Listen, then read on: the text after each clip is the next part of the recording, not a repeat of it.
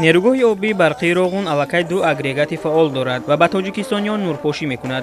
با فعالیت شروع کردن این نیروگاه نتیجه زحمت و تلاش‌های پیوسته رهبریت دولت و حکومت جمهوری تاجیکستان و البته ساختمانچیان باننگ و ناموسی آن میباشد. همین است که توجه اهل فرهنگی کشور به بنیادگذاران این انشاءات زیاد است و صنعتکاران پیوسته با برنامه‌های هنری خویش به اینجا سفر میکنند.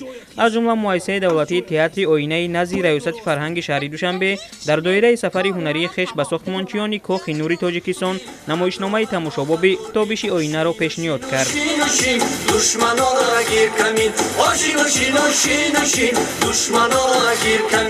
نمایشنامه تابش آینه در ژانر مضحکاوی تهیه گشته به بنیادگذاران نیروگاه برقی آبی روغون پسند آمد. آنها از هنرنمای اهل ایجاد تئاتر آینه با کفکوبی استقبال نمودند. رهبریت انشاءات از هنرمندان دعوت به عمل آوردند که ماه‌های نزدیک نمایشنامه را به دیگر کارمندان نیروگاه که در این زمان مشغول کار بودند نیز نمایش دهند. مؤسسه دولتی تئاتر آینه نزد ریاست فرهنگ شهری دوشنبه نقشه دارد که همین اسپکتاکل دیدنی را سال آینده در عرفه عید بین المللی نوروز به دیگر ساختمانچیان روغون نمایش دهد.